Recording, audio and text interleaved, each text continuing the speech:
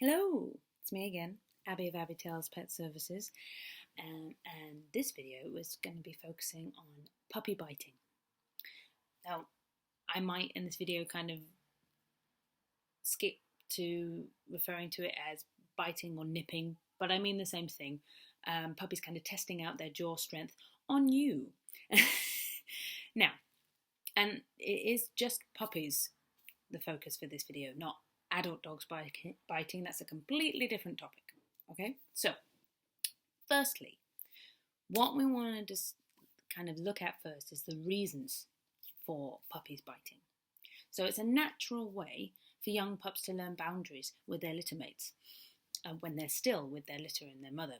So here they learn who is strongest, who is weakest, who they can push the most. That doesn't necessarily mean weakest, but and who is leader in the pups. And that behaviour can roll on to when you bring them home.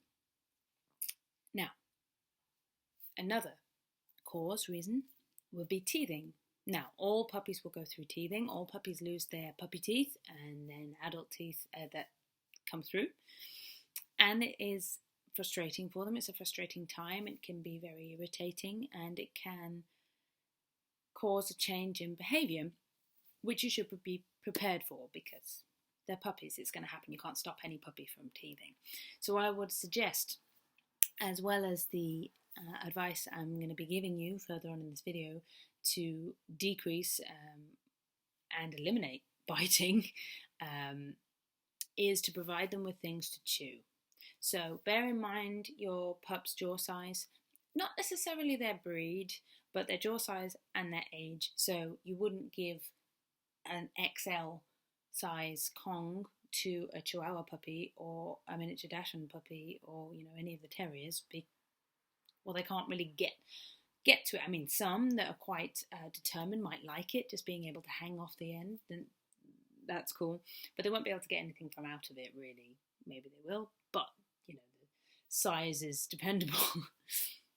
And you wouldn't give the extra small Kongs or extra small toys, chew toys, to a Rottweiler puppy or another large breed, because it could get stuck in their throat, and we don't want that. Also, you want to give them an extra something to chew, so a big thing that they can chew. So that's Kongs. There's Nylobones, all sorts of things. Nylobones I like. You can get them where they're not, they don't taste of anything in particular, and then you can get flavoured ones. I remember Xena had a bacon, a chicken, and a beef flavoured one at one point. I don't know where they went, but obviously we've moved. But she loved those things. She really did. Also antlers, deer antlers. Then there's bison horns, all sorts of things that you can get from certain pet shops, Pets at Home. Definitely stock those in Amazon. But maybe that's something you can wait for until your pup's a little older, but definitely supervise with things like that when they're tiny. Actual bones, not cooked ones. I've said Kongs already, but you can kind of experiment with things as long as they are dog friendly, and if they're very small and your pup isn't very small, or if they're very small and they can get lodged, you just be careful. Use your own initiative there, but provide them with things to chew, because if you provide them with their own things to chew, they're going to be less likely to want to chew you to test their jaw strength on you, and less likely to want to do it on shoes. But obviously just keep shoes out of the way. We don't want to give temptation, because most shoes are tasty. Quite a few shoes are made of leather.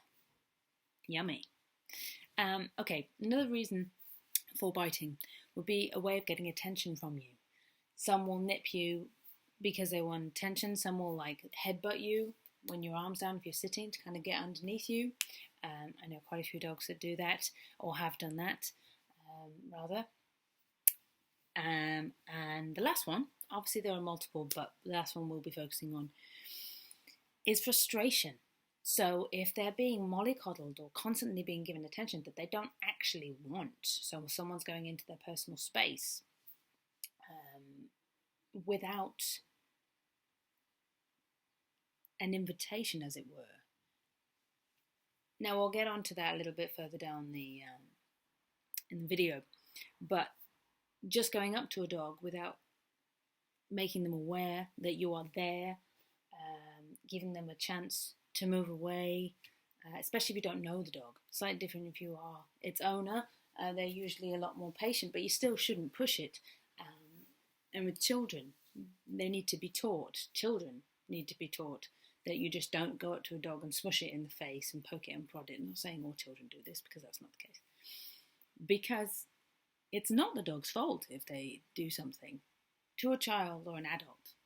Because there are signs that the dog will show, the body language, that means, please stop it, go away, no, I really don't like it, okay, get out of my face, and that can be a bite. Now, if that person doesn't understand the body language, there's going to be a communication barrier, isn't there?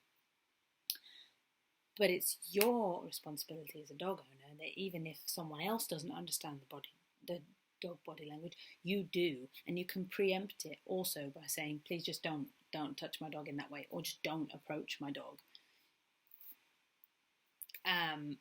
They need some space. They need some space away from you also. Dogs need to, and pups need to learn to be comfortable with their own company, even when they're around you. So at the moment, I'm in my bedroom at the moment, because I'm on me, and I've got Xena, my Rotti Corso, is in the doorway, lying down, facing away from me.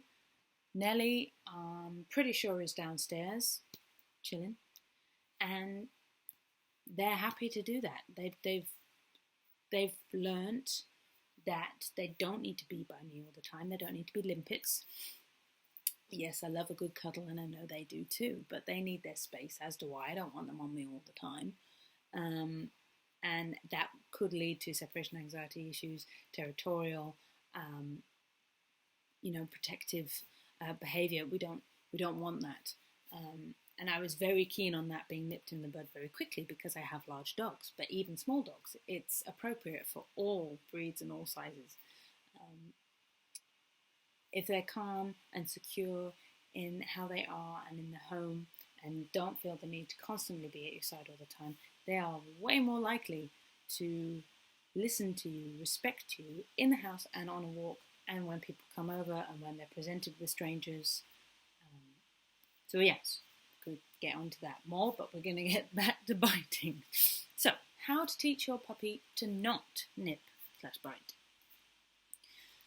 Like I said before, we need to stay away from teaching them to not bite through fear. So we don't want to physically tell them off for it, although it can come sharp. So I understand people may get the urge to kind of flick the wrist or bop them on the nose, but I really would suggest not doing that, because you can antagonize the situation depending on the personality of the dog.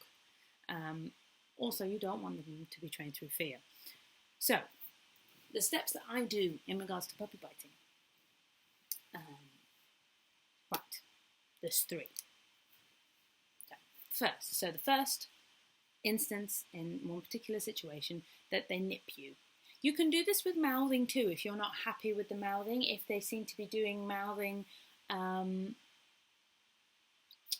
for attention, or it's getting a little too rough, but we're focusing on biting and nipping here, okay? So the first step, yelp. Make a noise that shows that you're not happy with their behaviour. But we don't want like an angry yell. It's something to show, oh, that came sharp, that hurt me, actually. No anger or frustration. So some people will just go, ow. It's whatever you're comfortable with. You don't want to force it, because it needs to come naturally if they nip you.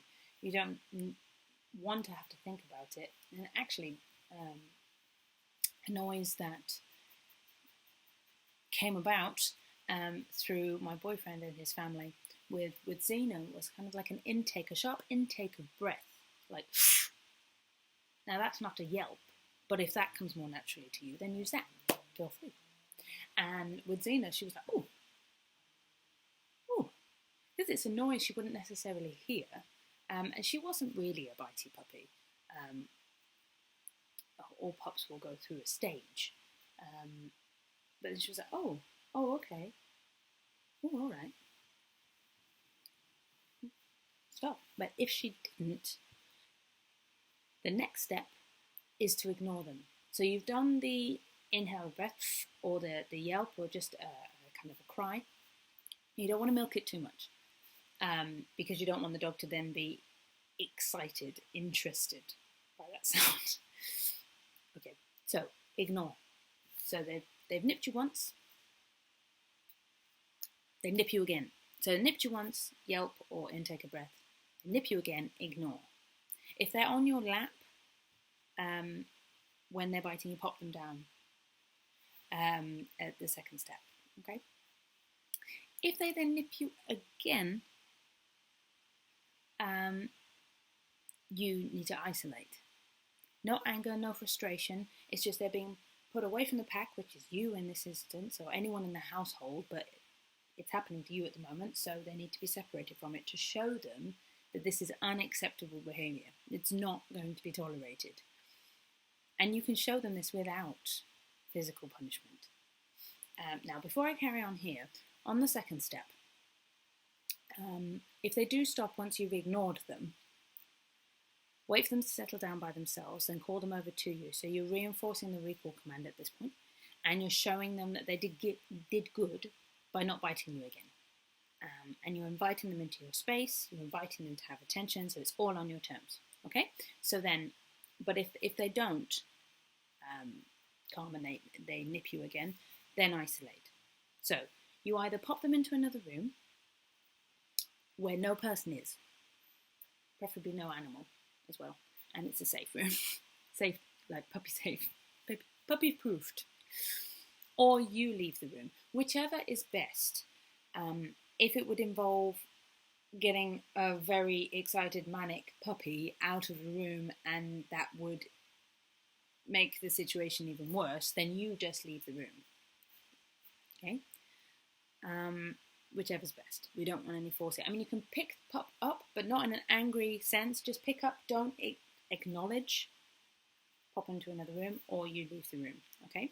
So then, you wait until they're calm. So that means they're not scratching the door, they're not whining, barking, screaming, whatever.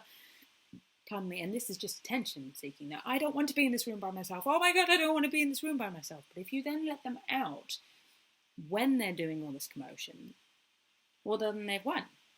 Because, oh, okay, well, if I make all this racket, then I'm going to get attention, so that's fine. And also, if I nip them, I might be put in for a few seconds into another room, but I'm going to get my way eventually. So you wait until they're calm, then wait another few minutes whilst they're calm and they're in a separate room. Then either you re-enter the room if you've left, or you let them in if you pop them into another room. Ignore them. This is the hard part, okay? Especially as puppies are very cute. I understand? I get it. Why I work with dogs. I love dogs. I understand the temptations of the puppy dog eyes and the beautiful floppy or pointy ears. I do understand. But if you ignore them and wait for them to calm themselves, they may be calm already. Depends on the personality of the dog. But if you wait for them to kind of, oh, okay, I'm sussing it out. We've been reunited, but I'm not getting any attention. So if they take themselves away in the room without you saying anything to sit or lie down, preferably lying down means they're more relaxed, then once you're happy to do so and they're calm, you call them over to you. Again, reinforcing the recall command, which is extremely important. You can pop their name in as well. Gets pups used to what their name is. Makes it more personal if you have more than one dog as well. Call them over to you and you can give them affection, attention. Those are the 3 steps. Now, when you give them attention, either at the second step if they've stopped biting, or at the third step, they nip you again, then if it happens at the third step, isolate them immediately, because you've got to the 3 strikes kind of thing. So you're just like, okay, not having that. And then wait for them to calm, bring them back into the room, ignore them, let them settle themselves down, call them over to you. If this is the second time you're isolating, wait a bit longer to call them over to you. Okay, just to show them. in a positive and force-free way that this behaviour will not be accepted or tolerated. Okay, and it may take a bit of patience. Some dogs have a little bit more. It's not necessarily intelligence, but some dogs will be harder to kind of bring around to your way of thinking than others. It doesn't mean they're bad dogs. There's no such thing as bad dogs. It's because they've had bad experiences or bad owners. So just be patient with them. They're learning, and they're learning in a world that it wouldn't be like this if they were just living with dogs and not with humans. So you're talking a different language to them. They're having to compromise, and so are you. So we have to do our utmost to talk dog. Okay. And if they nip at the second stage, so they've stopped when you ignored them and you didn't have to isolate, and you called them over to you, you're giving them attention, everything's fine, and then they nip you. Ignore. If they continue, then isolate. But you've got to set them up for success, not for failure. Okay? All right, so that's the main things, really. So you've got the 3 steps of when a puppy bites you. Yelp or intake of breath, so either, I haven't had to do that, well, with my dogs for years, but with pups, and it comes quite naturally to me. Whatever, really, just something that's a different noise that you can repeat when needed. And then, if they continue, ignore. If they continue, isolate. And isolate is a good consequence of action for many unwanted behaviours that I've talked about in other videos. So excessive barking if they're not listening to the thank you method, again with the 3 strikes. If they're not calming, again with the thank you method when visitors are over. Multiple ways, multiple behaviours can be corrected, as it were, by isolating, but it's the last kind of step. You don't go straight to it. You want to, like I said, set them up for success. So yes, any questions, please feel free to pop in the comments or message me either on my website, Abigail's Pet Services, which you can get to if you click on my banner photo on YouTube. Search me, Abigail's Pet Services for Facebook and Instagram. All the links are below. Subscribe, like if you've enjoyed this, found it helpful. Enjoyed probably isn't the right way, but right word. Share with your friends, and yeah, stay tuned. My Q&A's still going every Sunday, 4 o'clock, over on my Facebook page. We usually start with one particular topic, and then the floor is open to all sorts of comments, and whether that be questions or updates or scenarios, anything dog. And I try to upload a video, behavioural training every week. So yes, thank you very much. Bye.